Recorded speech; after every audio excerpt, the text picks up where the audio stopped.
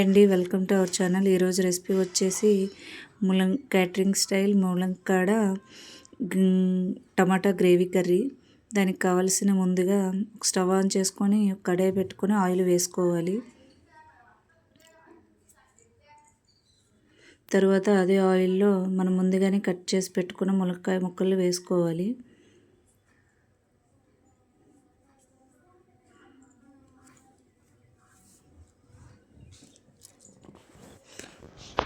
ఈ విధంగా వేసుకొని ఫ్రై చేసుకోవాలి. ఒక 80% కుక్ చేసుకోవాలి.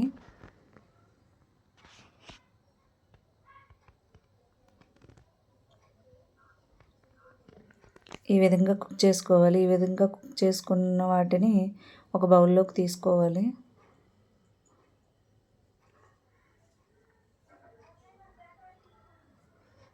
తర్వాత అదే ఆయిల్లో కొంచెం ఆయిల్ యాడ్ చేసుకొని ఆవాలు, కొంచెం మినపప్పు, జీలకర్ర,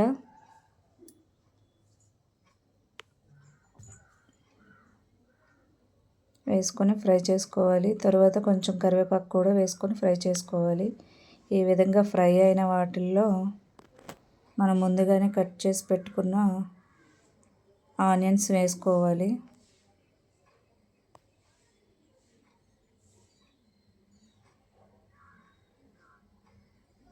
ఆనియన్స్ కూడా వేసుకొని ఫ్రై చేసుకోవాలి.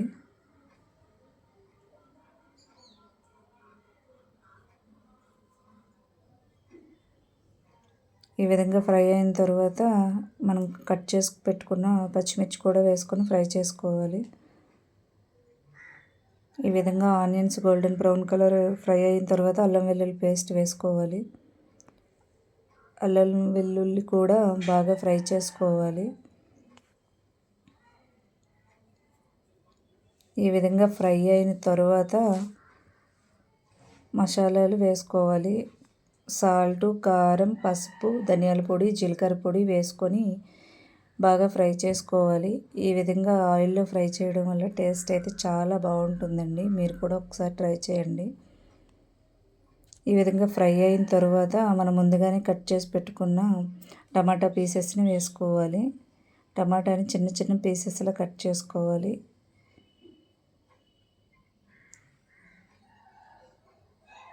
ఈ విధంగా వేసుకొని బాగా దగ్గరికి అయ్యేంత వరకు గ్రేవీలా మగ్గించుకోవాలి.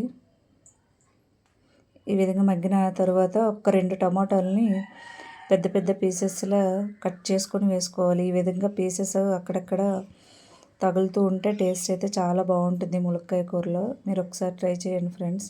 తర్వాత ముందుగానే కాజు తీసుకొని నానబెట్టుకొని ఈ విధంగా పేస్ట్ చేసుకోవాలి. తర్వాత అదే పేస్ట్ కూడా ఇందులో వేసుకోవాలి. వేసుకొని బాగా ఫ్రై చేసుకోవాలి. ఈ విధంగా ఫ్రై అయిన తర్వాత మనం ముందుగానే ఫ్రై చేసి పెట్టుకున్న ములక్కాయ ముక్కలు కూడా ఇందులో వేసేసుకోవాలి.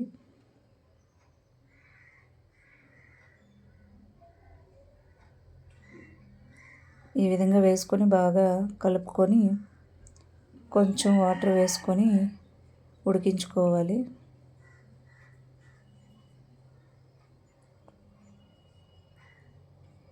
ఇదే స్టేజ్లో సాల్ట్ అది సరిపోయిందా లేదా చెక్ చేసుకొని చాలకపోతే ఇంకొంచెం యాడ్ చేసుకోవాలి.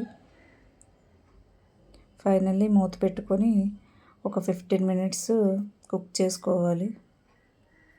ఫైనల్లీ రెడీ అయిపోయింది. తర్వాత లాస్ట్ ఫైనల్గా గరం మసాలా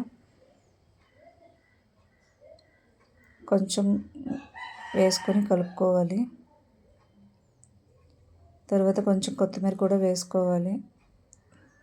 ఈ విధంగా ఫస్ట్ కొంచెం కొత్తిమీర వేసుకోవాలి, లాస్ట్లో కొంచెం కొత్తిమీర వేసుకోవాలి. వేసుకోవడం వల్ల టేస్ట్ అయితే బాగుంటుంది. వేసుకొని బాగా కలుపుకోవాలి.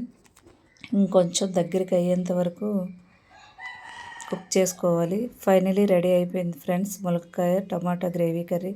ఈ విధంగా ట్రై చేయండి, టేస్ట్ బాగుంటుంది. నా వీడియో కనుక మీకు నచ్చినట్లయితే లైక్ చేయండి.